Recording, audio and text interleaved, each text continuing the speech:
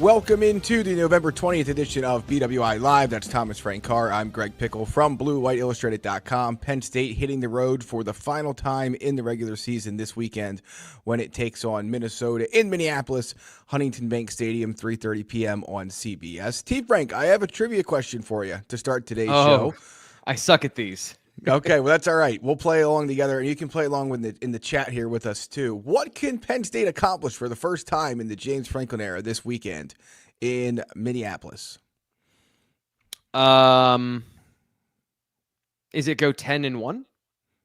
It is, well, a couple of things. We'll get to some of those a little bit later, but the biggest one is it can have a perfect road regular season record under James Franklin, which it has not yet had during his time at Penn State. The Nittany Lions are an 11.5-point favorite. That line's been kind of all over the place. Opened at 15.5 last week, dropped to as low as 10 on Sunday, went up to 12.5. But Penn State looking to complete the perfect road regular season and, of course, put itself in the best position possible for the college football playoff, which we'll get to here in a second. But T. Frank, it's late November. We're a week before Thanksgiving. Is Penn State where you thought it would be at this point in time from an overall perspective and from a national perspective in terms of how they are perceived and where they could go in the weeks ahead?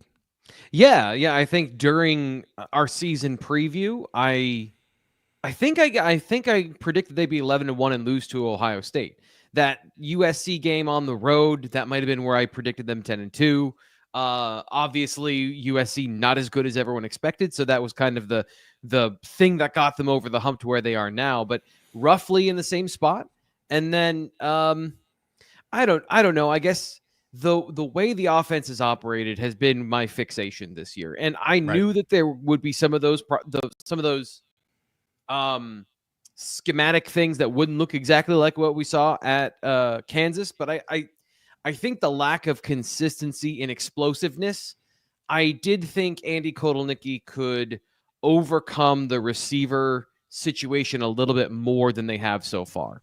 And I think, honestly, they've done that by just feeding Tyler Warren, which then gives it a different feel. And I guess that's the texture of the season that has been what I didn't expect. I expected Caden Saunders to be healthy and maybe to factor into this and be explosive from the slot, and that I don't think we talk enough about how much Andy Kotelnicki uses slots, slot attack, whether it's receivers or tight ends or something like that, to generate matchups that he likes. And now the receivers in the slot are a little bit one note, where you move Amari Evans inside and you have a guy who does one thing when he moves inside. And then you've got Liam Clifford and you've got tight ends and Julian Fleming, who on the bandwidth are all kind of in that same territory of athlete, where Liam Clifford, I think, is the most explosive of those guys as a vertical threat, but that's not saying a lot, in that particular sense. So yeah, the defense is about what I expected. The offense, obviously, we've talked about it all season long. The texture of it feels a little different than I expected. Penn State is number 4 in the new college football playoff rankings. Those came out on Tuesday night. Not a whole lot of surprises there. The key takeaway continues to be, T. Frank, that Penn State does not exactly control its own destiny, but Penn State certainly is in a position where if it wins out, it should not only host or make the college football playoff, but also host a home college football playoff game in the first round. But time will tell on that. Of course, the first thing we're going to get to here, any thoughts on the college football playoff rankings, Steve Frank? I didn't really have any. I mean, Alabama jumping after beating Mercer and beat Miami. It just, again, it's a show that is made for television money and television money only. And it obviously, I agree with some that you see the process each week, and I guess that helps. But at the same time, these rankings change a lot. Games, outcomes change them. Opinions of teams change over the course of a season. And so it just kind of is what it is. But it's a weekly exercise we do over at BlueWhiteIllustrated.com. And the other thing we covered over there on Tuesday is the Big Ten tiebreakers. So the Big Ten, this is actually a fun story. I'm not sure how much you follow this, but Oregon and the main newspaper out there, the Oregonian, and I'm not sure if our friends over at Scoop Duck on the On3 Network were reporting this as well, probably, but many thought going into last week's game that Oregon would clinch a spot in the Big Ten title game with a win over Wisconsin. Yeah. And, so what happened was Oregon beats Wisconsin. The Big Ten says, no, No, Oregon has not clinched a spot in the Big Ten title game. Fast forward to Tuesday. An exhaustive, they said, review of the tiebreaker procedures, which are a very, very long list of things that the Big Ten put together to decide its scenario of getting two teams into a championship game from an 18-team conference that does not all play each other. Decided that there was no way Oregon at this point of the year could not get into the college football playoff. So it took a few days to figure that out. I would love to know who did the exhaustive It's new for review. everybody. Right. It's everyone's first time through this. People are people too. Yeah, so they have finally figured out their own tiebreaker procedures. Oregon, no matter what it does over the next 2 weeks, is into the Big Ten title game. Penn State, despite losing to Ohio State and despite not facing Oregon again this year, obviously not facing the Buckeyes again this year, and then also not facing Indiana at any point this year, still has two different paths, T. Frank, to get to the Big Ten title game. Neither is very likely to take place. We are very large on screen. Nobody needs to see that at this Wednesday or any point. But when you accidentally hit a button and then you want to like make it look like it was intentional, you got to hold it there for a second. That's right. Yes. So Penn State has two paths to get to the Big Ten title game. Both require them to win out, T. Frank. Neither is extremely likely to put the Lions in Indianapolis, which, as we've talked about, is probably preferable. At this point. Yeah, I know that's become a big talking point in the SEC this week with Lane Kiffin mentioning that, it's not necessarily a benefit to be in the SEC title game. We've been talking about that here since the summer, and it's not. It's hard for me because it feels very weird to de-emphasize the Big Ten title game. How many years have we sat here since 2016 and talked obsessed about how to get there? Yeah, correct. And now you're in a situation where I don't know. I get the talking point. I still have a hard time believing coaches and players don't want to win that conference championship. But if you lose it, there's obviously more repercussions than there may have been in years past, or could be. Yeah, but that's kind of the issue you have with this particular format. I wonder if in the future, I think people have talked about folding them into the college football playoff and extending the playoff, starting, maybe you move them a little bit later. But whoever wins the regular season conference champion, however you determine that team gets a bye into the playoff, as one of the 4 playoff champions. And then the Big Ten conference champion determines second place. But then it's not a conference championship game. Like that, by definition, eliminates what it is. So I don't know. You're right. Like, how do you have a game that has a winner and a loser that has no penalty when this is all subjective and this is all done based off of eyeball test and strength of schedule and common opponents and new data points, and it all becomes unequal, and usually it's unequal in the favor of the better teams. This is one of the few situations where you win to the point that you then have the opportunity to lose, which isn't. Yeah, I don't know how to fix that. Right, and I don't know if there is a way to fix it. I think that James Franklin has been beating this drum for a while, the idea that the Big Ten and the SEC and every other conference is tied into TV deals, that part of their valuation, T. Frank, includes the title game and all that brings to the host city. And it's not just TV. There's other conference implications as well. And so you can't just up and end these things because you changed your playoff format. So the problem is that it'll have to wait until the new TV deals are negotiated. But again, it goes back to the bigger issue of you have some conferences that play 8 conference games, some that play 9, and now some will be playing some teams will be playing an extra conference game and some won't. And it just until you get everybody on an equal playing field in terms of the number of conference games, how you handle conference championships, things like that, it just kind of is what it is. Anyway, let's not spend too much time on this because it's very far-fetched. But there are 2 ways, according to the Big Ten's exhaustive analysis, that Penn State can still make the Big Ten title game. Here's scenario 1 if you're watching. If not, I'll read it to you. It's Oregon finishes 9-0. Indiana and Penn State both finish 8-1 in Big Ten play, and Ohio State finishes 7-2. That would mean, of course, it loses to Michigan next week after beating Indiana this week in the Horseshoe. That is the most likely path for Penn State of the 2. And again, just to be clear, Oregon's already in. Penn State's most likely path, not only, but most likely path would be for Ohio State to beat Indiana this weekend and then lose to Michigan next weekend. it's not out of the question. It's highly unlikely. Ohio State is an 11.5-point favorite over Indiana, I believe, this week in Columbus. I'm going to pull that up just to be sure. I don't know if you saw, but Seth McLaughlin, the likely All-American center, is now out for the year with the torn Achilles. So that offensive line takes yet another hit. Yeah. That was reported That's a overnight. rough injury, too. Yeah. Wow. Yeah, and he's an extremely talented player. It's terribly unfortunate that for that to happen to him this late in the season. But at FanDuel right now, Ohio State a 13.5-point favorite over Indiana. And I don't know if they have a Michigan line up. They do. Ohio State favored by 24. So Penn State would have to get the Buckeyes to cover 13.5 against the Hoosiers, and then not only lose to Michigan, but not cover 23.5 in a game that is, the defensive bus breaks down on the way, and then they have to play people from the stands. I don't know like how that works where you're 24-point favorite. Yeah, and don't forget that game is also in Columbus. So despite the offensive line issues, very hard to see that taking place. But that is the most likely scenario, because scenario 2, as we're going to put up on the screen here now, is Penn State finishes. Obviously, it wins out.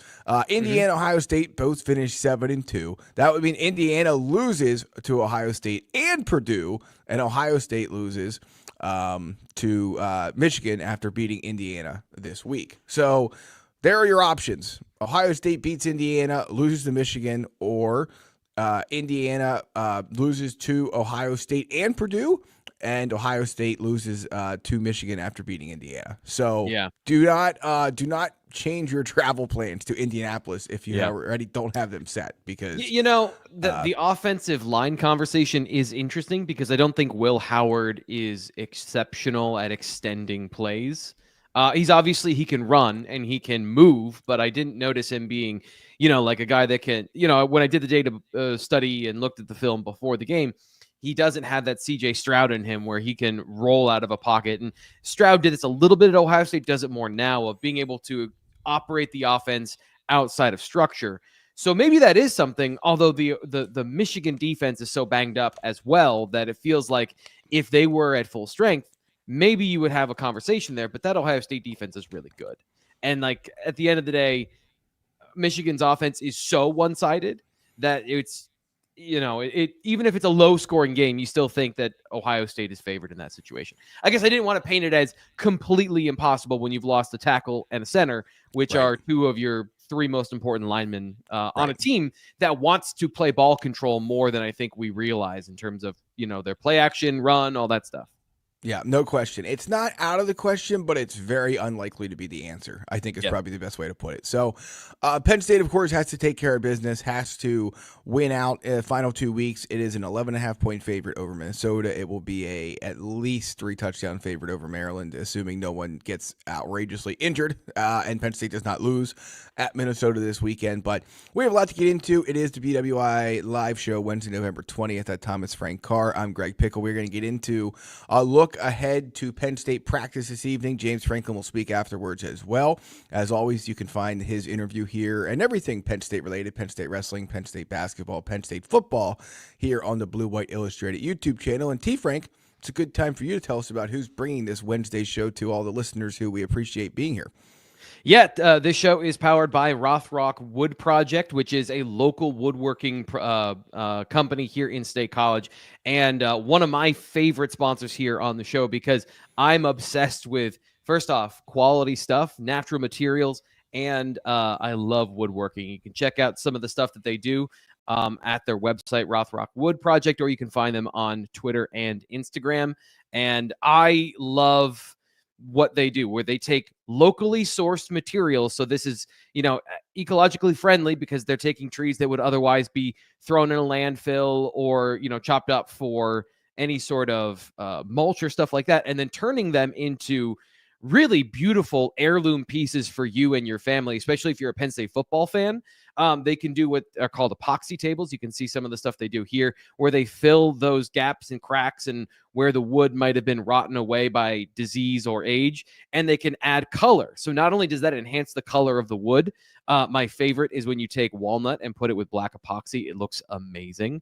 Or you can put in blue, or maybe you're a Steelers fan and you want, that black and yellow look, or you want something for you're a Yankees fan or something like that. But the cool thing is that they have signed a deal with the State College Borough so that they can take the trees from State College, cure them, dry them, process them, and then turn them into furniture. So if there was a tree that you love downtown, or you love the aesthetics of State College Heights or something like that, where these beautiful old trees, well, when they come down because of age, municipal management, things like that, they're going to go to Rothrock Wood Project and be turned into something you can purchase. You can own a piece of State College. So for the Penn State superfan in your life, you should check this out. They make beautiful tables. I'm going to put one of these up right now so you can see them.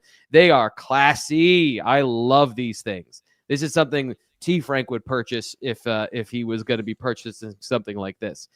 You can see all the different things they have here on screen. So check them out. Scott at rothrockwoodproject.com is how you get in contact with him. His email is in the description, so you can check that out. Hey, please do. And if you're listening to the podcast feed, we appreciate you. Check us out on YouTube and check those guys out on social media as well. Rothrock Wood Project, where you can get everything you need. Check them out at rothrockwoodproject.com. Do I got that right, T. Frank? I think I do. Yes. Yeah, they do a lot of what I was talking to Scott, and they do a lot of stuff through their Instagram. So if you want to check him out and get, first off, see more of what they do, and then if you want to get in contact with him, that's a good place to go. All right. Well, let's get into a Penn State practice preview. Our buddy Mech Engineer 100. Thank you. As everyone knows, the super chats always come bright and right to us, and I wanted to get to this one during this part of the show, so thanks for hanging out with us a little bit longer than usual to get to this. But Penn State practice tonight will be open to the media, and then we will get to talk to James Franklin afterwards. Valid question here in terms of things we're watching for, and it's going to be the lead to what T. Frank's going to get into here in a sec. But question is, can you guys check on the health of Jalen Harvey later today? He showed more quickness last Saturday than anyone not named Abdul Carter. Yep, we will check in on him, see if he's out on the practice field. The Penn State freshman obviously needed helped off at Purdue. I will say this, and this is going to lead me to the part of the conversation that you have on the rundown, but Penn State seemed to come out of, we'll find out tonight, but for the number of guys, especially key guys, that took time on the field, needed help off the field, whatever, between those guys coming back or still being on the sidelines, it seemed like they made out okay, all things considered. We'll find out more tonight, but one guy we're questioning is Elliot Washington, who left the field just before halftime, a little bit ahead of the team, did not come back for the second half. In terms of guys we have our eyes out for tonight in State College, he will be at the top of the list. Yeah, I watched the film this morning to see what happened, and really there isn't anything. It kind of reminds me a little bit maybe JB Nelson last year, where there was no discernible thing that happened to him, played a bunch of snaps, and then didn't play again for the rest of the game. So two things kind of, first off, I'll let you know exactly what I think over at the Blue White Illustrated message board, because, speculating about injury is irresponsible. Doing it here publicly is even more irresponsible, which I am not above being irresponsible. I'm just trying to be better about that. So that's, I do have my opinion on what it was, but I would lean towards maybe we expect to see him at practice. Maybe he's not a full participant, but somebody that I don't think this is a long-term injury, a long-term issue based on my initial observations of everything. And then the other one is Denai Dennis Sutton, who you said you talked to, just the progress back from where he was originally, what we saw last week, and then now, kind of on that trend towards needing to be fully healthy for the stretch run here. Yeah, so it was funny. So the Purdue press box is actually a pretty beautiful structure, and but where I was seated, there was nobody around me. Like it was, it was about as empty as it can get. Corey says, "Were you in Indiana?" Yeah, so you did see me in Indiana, out of Purdue. You'll see me if you're in Minneapolis this weekend. Please always stop and say hi. That happens more often than you think, and we always appreciate getting to meet all of you, whether you're here with us on the YouTube channel, BWI subscribers, just Penn State fans, or in most cases, all three. But yeah, so when I talked to, I saw Denai was out there for a second down snap in the first quarter. I thought, we haven't seen that in a couple weeks. And it was the first indication. I turned to tell somebody, but nobody was around me to tell. So I put it over. That's where I was going with that story. And so I threw it in the BWI in-game thread on the Lions Den message board, which it was quickly washed away by lots of other concerns, as everyone who's experienced one of those knows. But anyway. You're just shouting into the void. Yeah, right. But point being is that, is that was interesting because we had not seen him do that in recent weeks. Yeah, And the yeah, yeah. fact that he was the first indication that, guy, you enjoyed that, T. Frank. That's good. I did Um, 2 in a row too. it was the first indication that he was going to be in for a bigger role. He said he was as close to 100% as he could be without being 100%. And what was more encouraging to me is that we heard Adisa Isaac say that during his first. Now he was missed a whole year, of course. That's a much different story. This is a couple games, couple series, but Yeah. this is a situation where Penn State feels James Franklin and Nittany Sutton feel like he should be 100% this week and moving forward. I would think that they will probably take it as easy on him as they can, but he's going to be out there on every pass rep, rush rep, whatever needed, as he's been most of the season, to ensure Penn State wins this game. Yeah, and those I just said I'm going to be better about this, but I'm going to speculate once again. Soft tissue injuries can linger, but they do get better, so those are the situations you're thinking about with Nittany Sutton and that's kind of the nature of the way they've talked about this and the nature of the way he talked about this of it getting better each week and kind of what we saw from him when he was injured on the field. That's kind of what I assumed was going on. So 2-3 weeks, sometimes they can linger longer if they're bad, but the fact that he's been playing tells me it's not something that was as serious as if you have to shut it down for a while to let that thing recover. So it does make sense on a timeline of just common knowledge about injuries that he'd be pretty close to where he wants to be, even if it's not 100%. Yeah. Well, speaking of that, we're getting a lot of Nick Singleton 100% questions in the chat. So I guess we can cover that real quick. I think, You look I good. don't know. Yeah, I'm not sure if there was concerns for some coming out of the Purdue game. I didn't have any personally.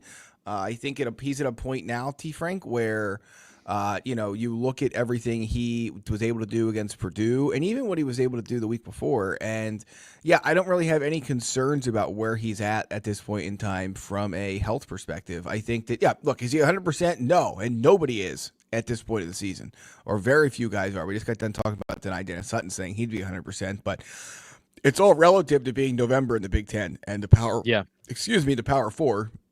And when you're a top 4 team in the country, top 10 team in the country, you are going to have everyone take their best shot at you. And that means games are going to be physical and guys are not going to be 100%. But I think he's looked as good as he has in weeks over the last 2. Yeah, some of the times you come out of a game and you have an opinion and you look at some things and you go through your brain fog of war of like what you just went through. And like the post-game on the post-game Purdue show, I was talking about like he and Katron Allen didn't have a ton of snaps, but also the offense was done in the third quarter. So like there is a certain amount of, you weren't going to get those guys a ton of work anyway. And that was kind of the point, was to not get them a ton of work in that game. So I sit here a little sheepish about that particular comment. He still ran for like 6.5 yards a carry. And that, to me, that's the important part, is he was running hard and physical through contact, and he was generating explosiveness, even if he didn't rip off a big run for a touchdown. And the way that the scheme worked in that game, the quarterbacks, Purdue was taking away the inside run game. So the running backs as the inside runners are not going to have as many opportunities for explosive plays as the option player, the quarterback in the situation. So that was, from a production standpoint, from all those things, I thought he looked good. And I wanted to amend and apologize for that kind of dumb thought that I had there. Yeah, that's what we do in the midst of things, T. Frank. And I'm not even sure if it was. Yeah, some people apologize for them later, and everyone else moves on. So. Right. No doubt about it. I just think that, Nick's fine. Again, not everyone is 100% at this point. Almost nobody is. It's just the way it is. We're not even 100%, and we're just sitting here talking. Yeah, Greg's fighting through something today. Yeah, that's okay. We'll get through it, right? And that's all that we can do here on the BWI Live Show on Wednesday, November 20th. T. Frank, I want to get to one other thing here as we move on to the next portion of the show. But when you go to practice tonight, of course, Penn State will be getting ready for Minnesota. Anything you're curious about, just as a final thought before we move on to the next portion of the show, in terms of either what you want to hear from James Franklin tonight or what you want to see on the practice field? So I always want to see what the plan is on the practice field. That's always what I'm looking for. That's getting indications about what the expectation is from a game plan perspective. But the problem, twofold problem. One, if they're in Haluba Hall, it's raining today here in State College, so it's 50-50 whether they'll be outside. I think generally they want to take it a little bit easier this time of year. They don't want everyone suffering. They'll be indoors. Yeah, so in Haluba Hall. There may be one wet ball period outside. Otherwise, they're going to be inside, yes. Yeah. So when it's 60 and rainy, probably going to be inside. So that's going to limit our exposure to the offensive line to get some ideas about the concepts and formations they're going to be using, which again, I try to gather that information and then it sort of informs what I talk about, my predictions, expectations, stuff like that. And then from the defensive side, seeing Jalen Harvey up close, seeing Denai Dennison up close is harder because they're on the other side of Haluba Hall from us. So those are kind of the no one cares nitty-gritty details that I'm always interested in of like those particular things. And then from James Franklin's perspective, I don't know what's left to discuss at this point in the season. Right. Like, Greg, when you get to that point of like, I don't have any more questions that you're willing to answer here in this particular space. And maybe that's because I haven't thought hard enough yet. And I'll probably think of something in the moment. But I just wanted, like, to me, it all comes down to, okay, what's the plan against this Minnesota defense and how are you going to attack this offense? Right. So I was in the same boat as you listening to his Monday news conference. I would guess that there was just not a whole lot more to ask at this point in terms of the big picture stuff, right? Everyone kind of knows the score. And this maybe we'll end with this and then we'll get into our Minnesota Penn State preview. But the one question I was hoping to ask James Franklin out out of Purdue, but was not called on in his post-game news conference, was David says he wants to hear more about getting the receivers more involved, not going to be a team like Georgia just relying on Warren, which I know is a topic we've discussed endlessly here on the BWI Live show. I know you watched the show yesterday, and we derailed the show talking about it. Right, so I don't want to go that far, but my question, I missed this yesterday, so if it was the same conversation you had, I'll just move right along. But the question I was going to ask James Franklin is this whole idea of, are we back to the point they were in the regular season, earlier in the regular season, where, especially against Purdue, you say get the receivers more involved, and he said at halftime on the Penn State coaches or the Penn State Sports Network rather, that he wanted to get the receivers more touches. Didn't happen in the second half. But you also had a Bo Prabula 49-yard touchdown run. You also eventually took the starting offense out. Are we back to the point where plays are an issue in terms of getting these things done and that you are scoring in ways that are limiting? I mean, I look at the Penn State drive chart. It's not quite as bad as it was earlier in the year. They did do so. They scored. The problem was scoring. So there are two things that I broke down kind of in the Sunday film study that we're not going to get to today, so we can talk about it now. The receivers were kind of a addition to the game plan. The game plan was spread out Purdue, run the option plays, and throw designed plays off of the motions and things like that, because typically that Purdue team is very man coverage heavy, and you get them running this way, and then you can find open receivers. They played more zone, so Penn State's passing game, was a little bit stymied because they were running a lot of man coverage concepts, and they're getting a lot of zone. And you notice when Tyler Warren got man coverage in the first half, absolutely eviscerated. The plan was good when they played man coverage. So after halftime, they come out, and the first drive, was that the Bo Prabula was the first drive, or I think? Yeah. Yep. So I'm trying to remember specifically the order of things. It was the second drive where they threw the ball like 3 out of 7 plays, and they were drop back passes. That was when we're going to get the receivers involved, and they started throwing more passing game concepts than designed plays, and that ended the day because Trey Wallace gets behind the defense for a touchdown. The issue was guys weren't open in that game. Like the scheme, Purdue came out with a curveball that Penn State adjusted to from a run perspective and from a talent perspective, but that passing game schematic part, they were preventing those deep passes, which was the primary focus of the passing game, play action explosive passes that weren't there. There's a fair point here that Penn State, Denmark almost got hit in the helmet, not in the hands, and Ivy did and dropped it. Yeah, directly in the visor. Yeah, we'll get to that in just a little bit on our film study, but that play is a little bit more misleading than you'd think. Yes, I was actually down on the field watching that live, and I would agree with you. So let's roll ahead in BWI Live show, and on November 20th. It's halfway through this edition. Thank you all for being here with us. Let's see, Sunday film study time.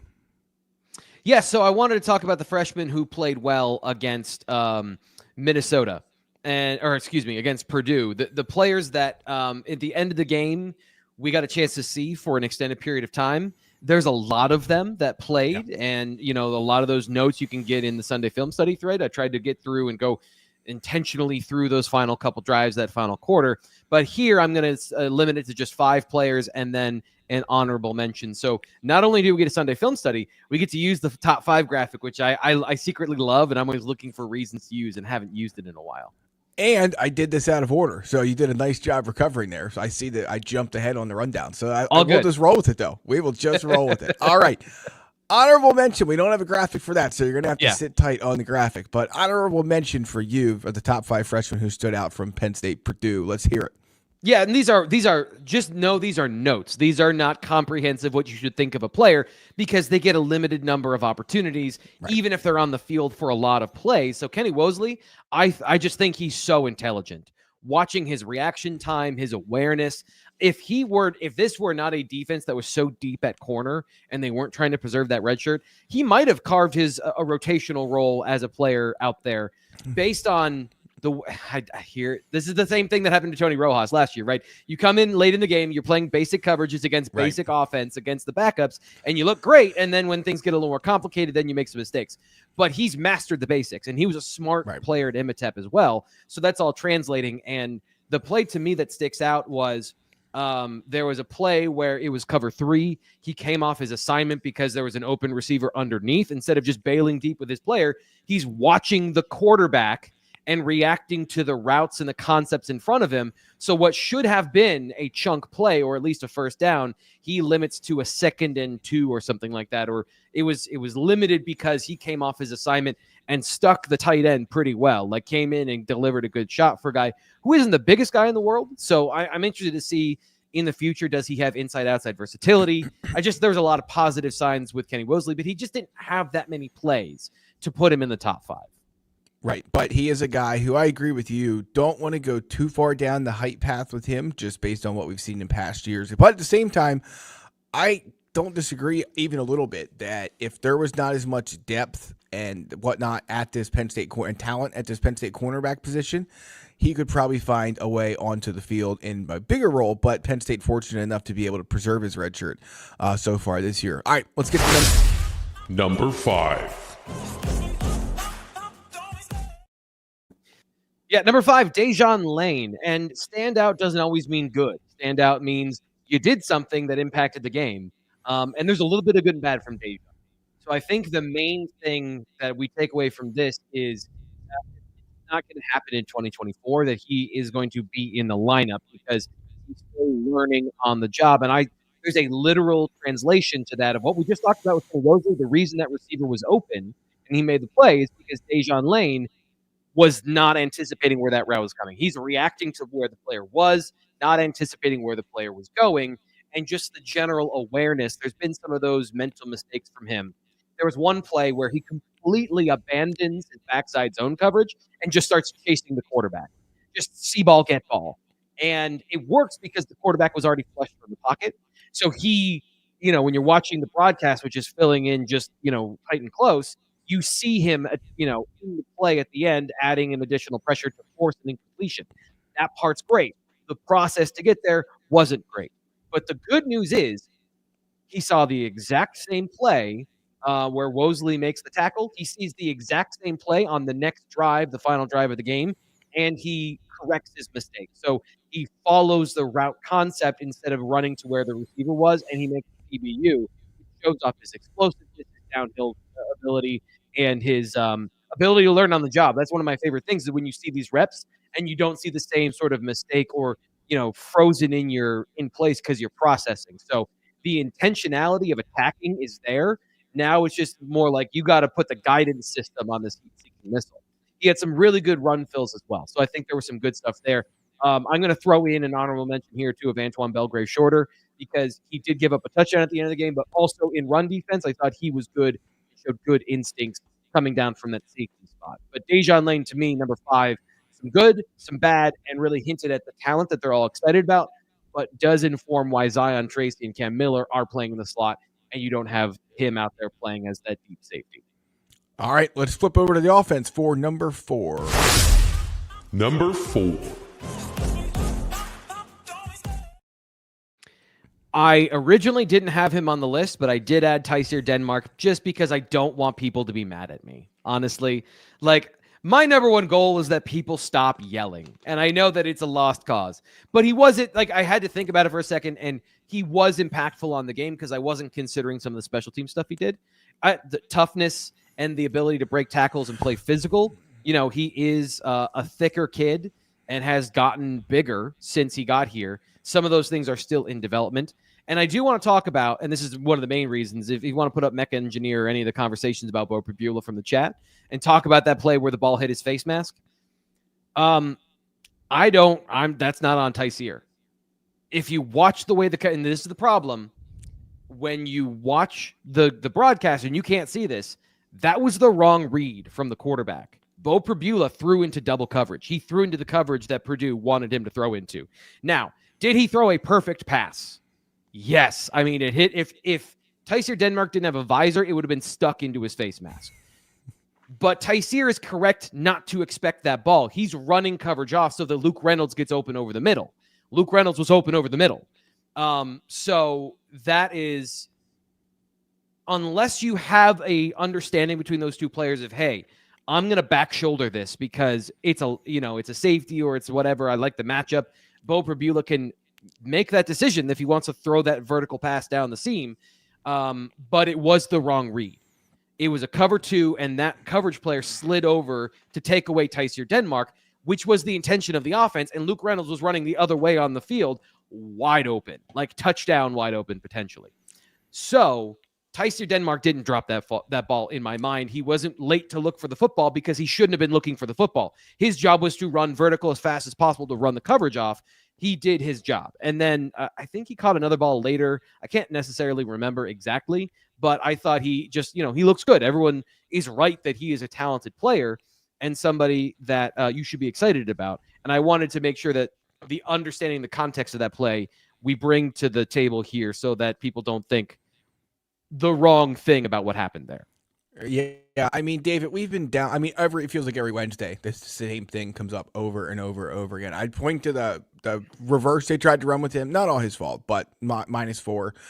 Again, yeah. I just keep going back to the fact that if Penn State thought he was going to magically change this offense, if he was better than the receivers they were putting out there every play, he'd be out there. Penn State has shown a complete willingness, an endless willingness even, to not redshirt guys or keep guys off the field just because they're freshmen. So, I don't know. I just think at this point it is what it is. He's going to get more run down the stretch here because he's had the time to develop and practice and so on and so forth.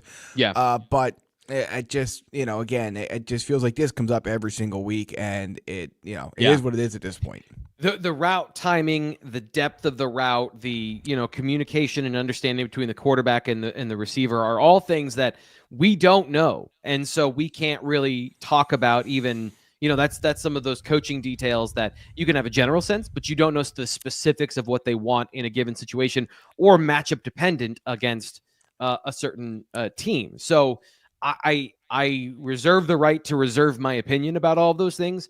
And I also, this is the part that I think is frustrating for fans, but I think is fair and true. Just because if he does come into these final 2 games during the regular portion of the game, if he plays against Minnesota and makes a big play, or he plays against Purdue, or hell, even if like they finally decide to put him out there against in the playoff and makes a play, that's December, he's been on campus for 6-7 months. He's been in the offense long enough where he might not have been making those plays in September. So one doesn't prove the other, just because he makes a play on December, 20th, doesn't mean that he would have made that play on August 29th against West Virginia. I will say one thing, that I thought he showed a great bit of flash on the one punt return that he had. Don't know what special teams unit that was out there for Purdue in terms of second, third, what have you. But yeah, I thought that was interesting. And Zion Tracy has been underrated in that role too. Yeah, for sure. So, all right, let's get to, I don't even know what number we're on at this point. Number 3, impressive freshman at Purdue. Number 3. Before we get to number 3, I love these responses from the real Zeal. And by love, I mean I don't love this. It's like I spend a whole day watching, all of the routes, all of the context of the coverage, not just what's on camera. And it's like, no, you're wrong. And okay, fine. But I don't know. I don't know what you want. Like there are facts there that are true to football. So, okay. Zero context crowd is accounted for. We're going to Cooper Cousins. Cooper Cousins is a really good run blocker. I love him and Nolan Rucci. When they work together, they got some really strong double teams, some really good push off the line of scrimmage. And that's going to be something that he's going to major in as he gets older and more physically mature even than he is now. The thing that I've noticed with him a little bit is just the pass blocking is a little bit. That was the part that I'm assuming the reason he's not playing more is the pass protection, where it's still kind of stunts surprise him a little bit, where he's got to come off his assignment, pass off, and pick up. Those little details are still in the works. There was one play. So Bo Prabula throws that pass to Luke Reynolds over the middle. Really good play. And if my memory serves me correctly, which it doesn't always do, that was a pressure he allowed up the middle because he didn't have that exchange with Rucci down correctly. So both of those guys have a lot of promise in the run game. Both of them have some things to work on in the passing game. But overall, Cooper Cousins is as advertised. He blows dudes off the football in the run game and created some of those big running lanes and some good reads for the running game once the starting offense came off the field. Right. And I think that you've seen Cooper Cousins take a step forward each and every week. And regardless of how things shake out for Penn State up front in terms of guys who will stay or go for the next NFL draft, Penn State's in really good hands with Cooper Cousins. All right, let's get to number 2. Number 2.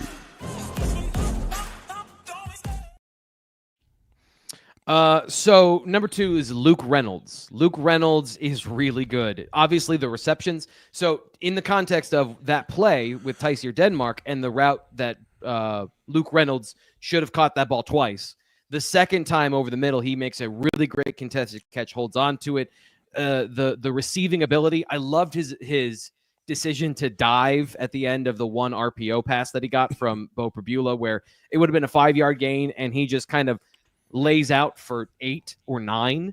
Those little things I think are really good from Luke Reynolds, some of the instincts. And then watching him run the Tyler Warren route for a touchdown, because that's just Penn State's standard, like, wheel route for the tight end, clear out the coverage, and then run the tight end underneath. Watching him do it, there is a certain athleticism, there's a certain grace about the way he plays that I'm glad we're finally getting to see. Saw some of this on his high school tape and at the All-22 when we got to see him in person. His high pointing ability, his hands, like, these things are, I know Tyler Warren is the flavor of the month right now, and these are different styles of tight end.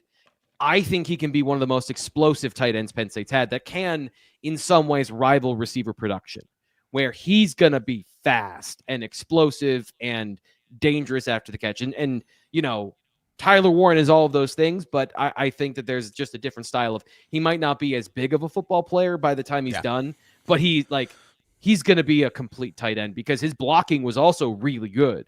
There was a couple of mistakes where he got a little too aggressive on one block and didn't pick up his assignment correctly off of a double team.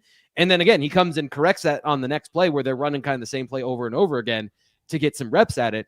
I love watching these players learn in real time. So his complete contribution to that was awesome. And the natural receiving ability, the athleticism, all that stuff is excellent.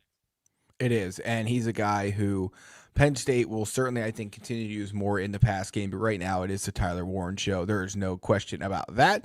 But certainly Andy Koldenek, he can probably find some more ways to use him as well. All right, number 1 on the list. Let's get to the top freshman Penn State put out on the field and played that T. Frank was impressed by. Number 1.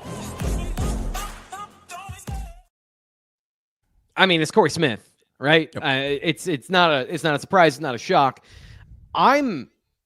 So his offense in high school was very college-esque, where they ran, I think, a good variety of run concepts, and he was able to get I think a leg up on a lot of the understanding of football because he was in a good offense for a running back. And all of that translated where his vision, his patience, his understanding of how to press the hole and set up a linebacker to then pop into the next gap and then get yardage, manipulating the defense with that agility and then the burst.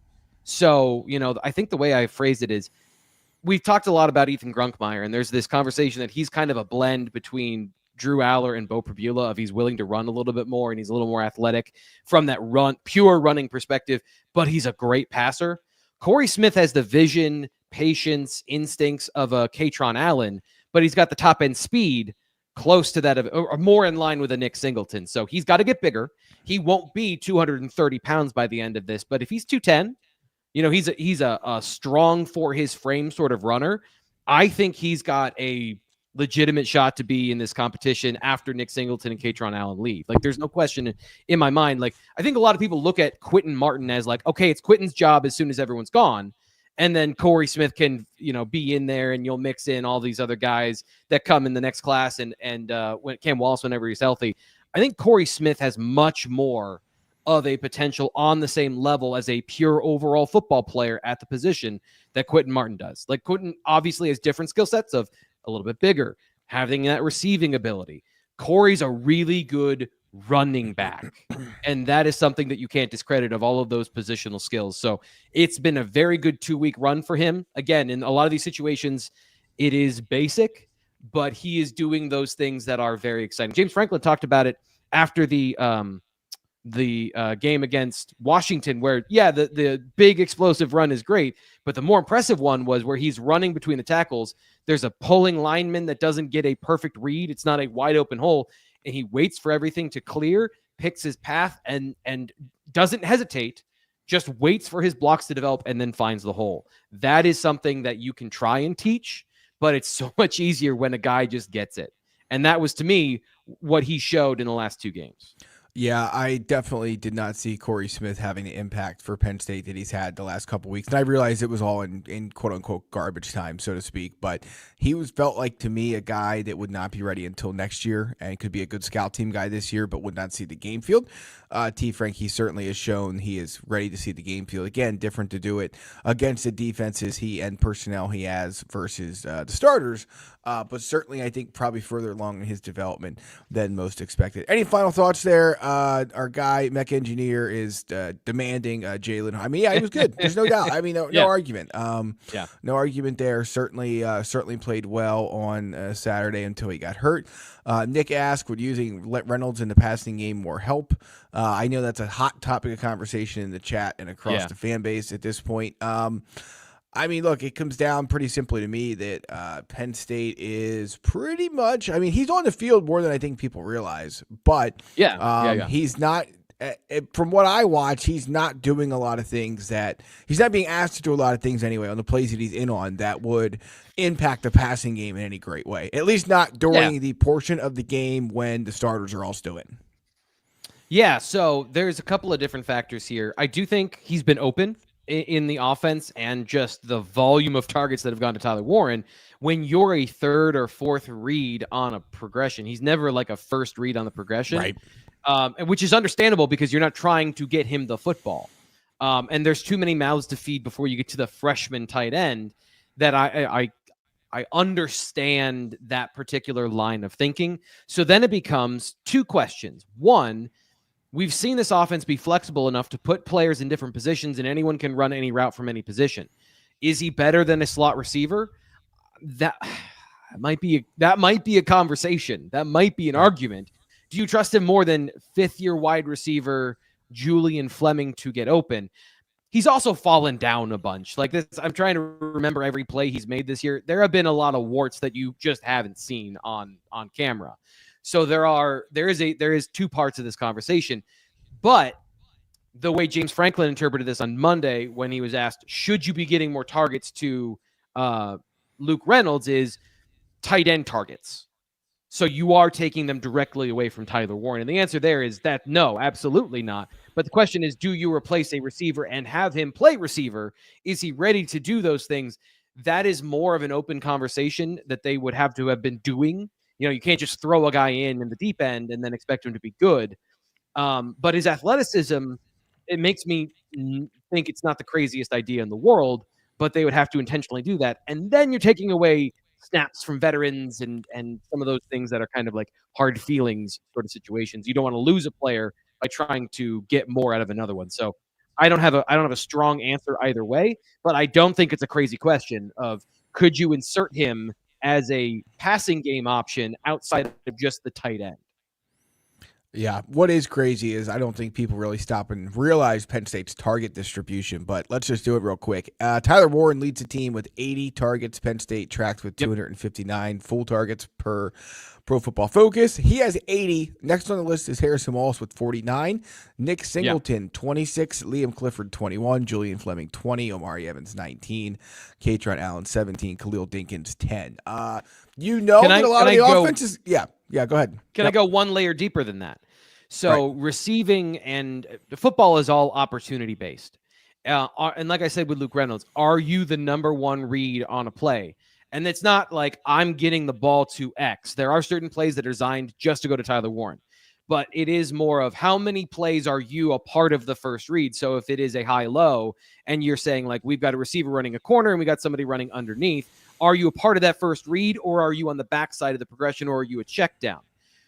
So if we look at just targets on first reads, Tyler Warren and Trey Wallace are actually pretty close in terms of they've been involved, targeted on a certain number of first reads that are within 7 targets. After that, so let's say that they are at 25, and I'm making these numbers up just because I don't want to give away the full data, which I'm going to write about later. Julian Fleming, Liam Clifford, and Omari Evans are at a third of the number of first read targets. So this offense has 2 receivers, and then everyone else supports that. A lot of offenses have 3. And so there is a gap of who is the third receiver that's going to consistently produce. And it has been a rotating cast of Evans, Clifford, and Fleming. They just haven't gotten consistent production each game from those guys in totality. There has been this really frustrating friction of who's the number 3 in the offense. And are you going to produce when you are the number 3 in the offense? If you're part of the first read, are you going to get open? And so the 2 guys up top have done the best job, and then everyone else is kind of filling in, and they are still looking for that number 3 target. And if it's Luke Reynolds, again, I think you want to win, all options should be on the table. These guys have gotten the opportunity, but that is where you would then filter him into the offense, in my opinion. All right, we're coming down the home stretch of this edition of the BWI Live Show. We got to get to our Minnesota preview. You can read T. Frank's analysis of that and also more thoughts about the game, about recruiting, and everything else going on. It's 1 week for $1 at Blue White Illustrated, and then you will join us for a year at $4.99 per month. So join us today over at BlueWhiteIllustrated.com, the premium Lions Den message board. The intel from T. Frank and Nate Bauer and Sean Fitz and Ryan Snyder, all available to you. Join us today, $1 for a week of access, and then we'll enroll you in a year annual subscription at half off regular price, so $4.99 a month, billed monthly. T. Frank, Penn State, Minnesota. The Lions are an 11.5-point favorite in Minneapolis. They will leave Friday. Kickoff set for 3:30 on CBS.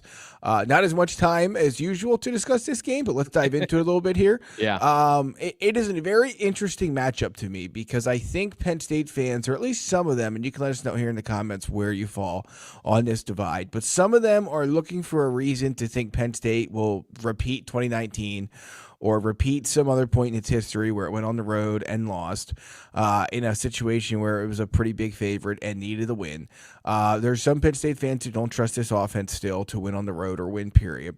Then there's other Penn State fans that look at this and say, you know what, the Minnesota offense is not very good, and this should be a game where Penn State has too much firepower to win. So where do you, just from a general standpoint, fall on this game? I know you usually do a lot of your film work after the show, but where do you fall on this game just from a general standpoint about 72 hours away? So I have done enough work that I've done my week's worth of work on the defense, but I have done almost nothing on the offense. But generally, like looking at some of the things I have seen of them, it is more boom or bust. I don't think that they're at the caliber of of the defense.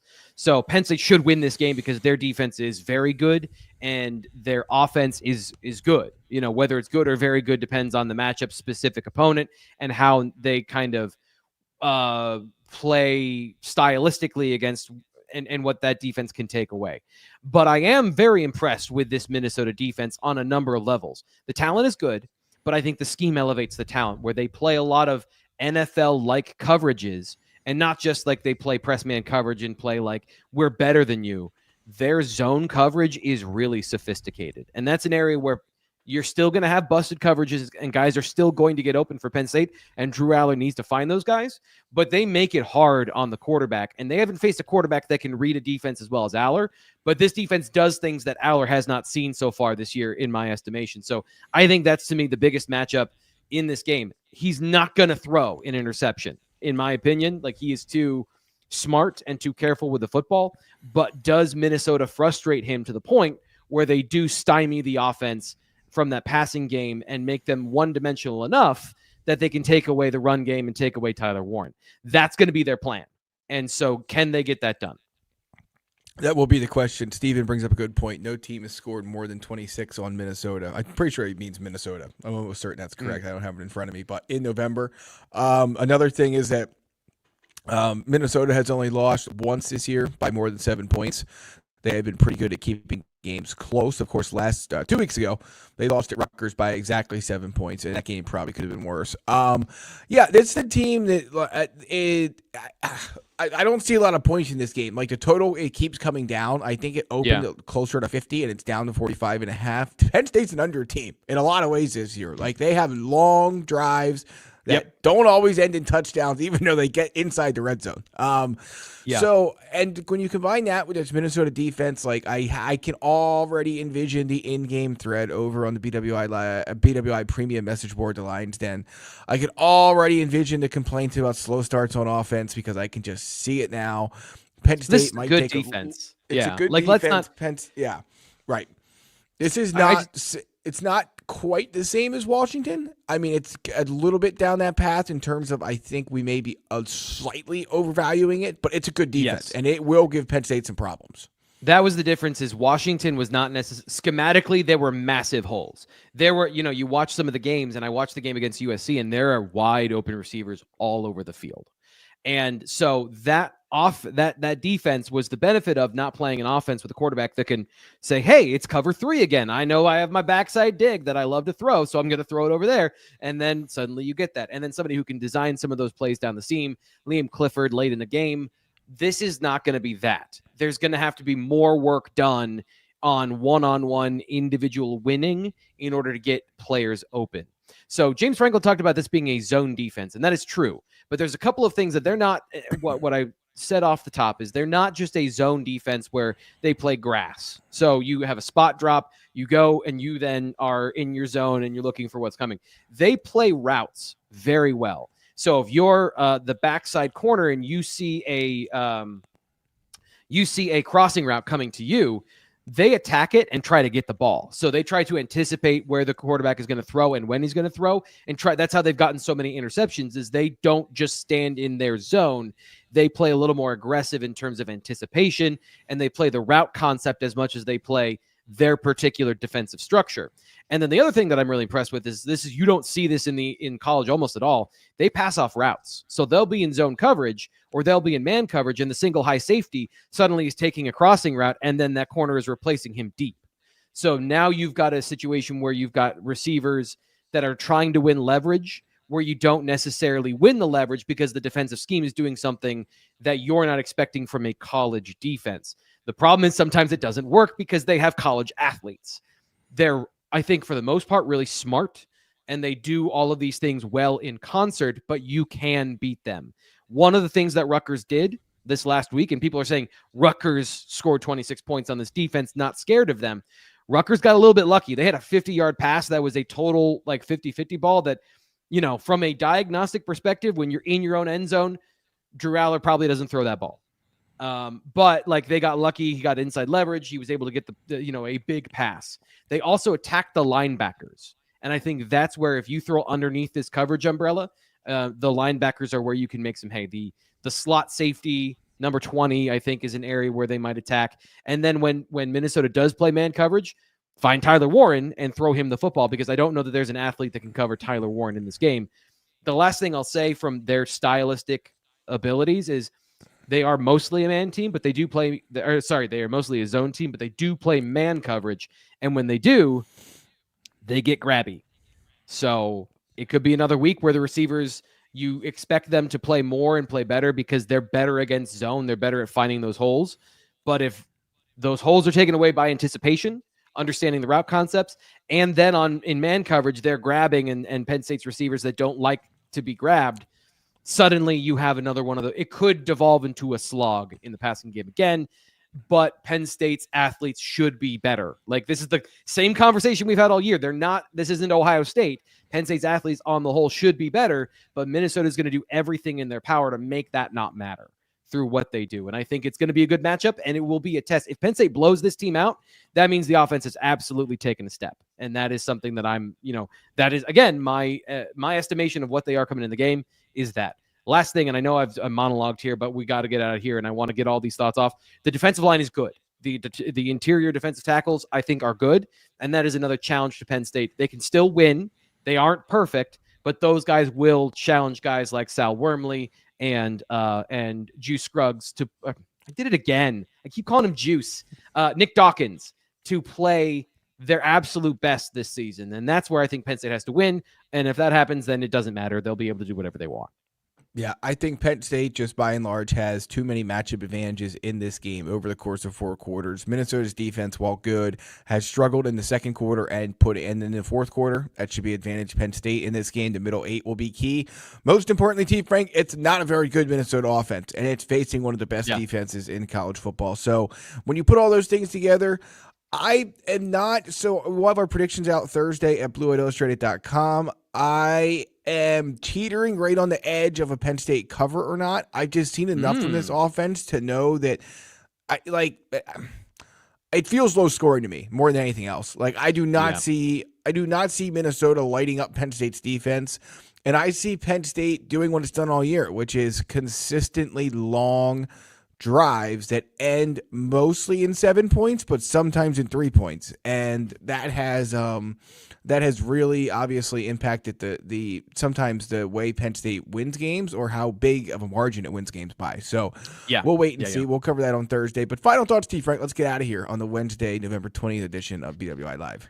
Yeah, we've got practice tonight, and I have like 4 things I want to write about. James Franklin, all the way back to Monday, James Franklin talking about Drew Aller and his ability to hold on to take care of the football. So I've got a ton of these to write about. I hope over this afternoon and Thursday, I have the opportunity to write those. So I'm not going to promote anything because I keep the list keeps piling up. But we've got a lot of great stuff from Greg and Nate and Fitz and Ryan over at BlueWhiteIllustrated.com. Oh, I'm sorry. We need to do our show schedule for next week. I meant to do this at the start of the show. Yep. So next week is Thanksgiving. We are not going to have a Thursday show. Everything else is going to stay the same, except we are going to be doing the Lion's Den, which is our premium podcast, on Monday. That's going to be our recruiting show for the week, and we are previewing National Signing Day. So we're emptying the vault on the intel. You're going to want to subscribe for that $1 right now so that you're a part of BlueWhiteIllustrated.com so you can watch or listen to that particular show next week. On Monday is when the Lions Den is going to come out. So check that out. It'll only be at BlueWhiteIllustrated.com. It won't be here on YouTube. So we are taking Thanksgiving off. I'm sorry. I know I love consistency, but I'm letting you know now that we won't be here in a week because we'll also be eating way too much food and enjoying NFL football.